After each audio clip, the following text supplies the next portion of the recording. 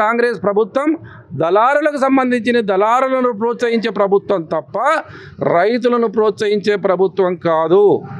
వీళ్ళకే రైతు బంద్ చేసినావు నీవు. ఇలా రైతులు 1600 కడుతున్నాయి. మేము ముఖ్యమంత్రిని కానీ డిమాండ్ చేస్తున్నాం, స్థానిక ఎమ్మెల్యేని డిమాండ్ చేస్తున్నాం. మీకు శాతనైతే ముఖ్యమంత్రి దగ్గర కూర్చోండి. 12 మంది ఉన్నారు కదా మీరు. పోయిన పొద్దుగాల ముఖ్యమంత్రి దగ్గర కూర్చోండి. ఇగో మొక్కజొన్నలకు మీరు 500 రూపాయలు బోనస్ ఇస్తామన్నారు కదా, ఏపీయండి, బోనస్ వేపియండి, ఎకరకు బోనస్ వేపియండి. ఇట్లనే న్యాయం చేయండి శాతనైతే. రైతు 4 నెలలు కష్టపడి పంట పండిస్తే తీసుకొచ్చి ఇక్కడ 30 రోజులు 40 రోజులు 50 రోజులు ఇల్లు వదిలేసి రోడ్ల మీద లారీల మీద కుప్పల మీద పడుకోవాల్సింది.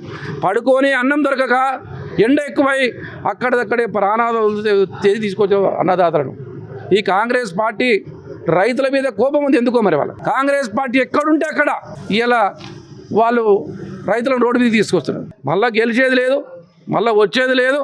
ఏదో ఒకటి దండుకోవాలి, సంపాదించుకోవాలి.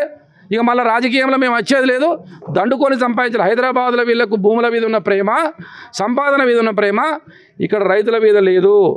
ఏదేమైనా సరే రైతుల పక్షాన బీఆర్ఎస్ పార్టీ నిలబడుతుంది. తప్పకుండా మీకు న్యాయం చేసే విధంగా మేము కొట్లాడతాం. ఈ 2 ఏళ్ళు ఓపిక పడితే మళ్ళీ కేసీఆర్ ప్రభుత్వం వస్తుంది, రైతులకు మంచి రోజులు వస్తాయి, వ్యవసాయానికి మంచి రోజులు వస్తాయి అనే విధంగా మేము చెప్తున్నాం. రైతులు ఎక్కడ భరోసా పడాల్సిన అవసరం లేదు. తప్పకుండా ప్రతి చివరి ప్రభుత్వం కొనకపోతే మెడలు వంచైనా సరే కొనే విధంగా మేము ప్రయత్నం చేస్తాం. రైతుల పక్షాన ఉంటాం, రైతుల పక్షాన కొట్లాడతాం. రైతులు ఎవరు అయితే పడాల్సిందని నేను ఈ ముఖం తెలియజేస్తున్నాను.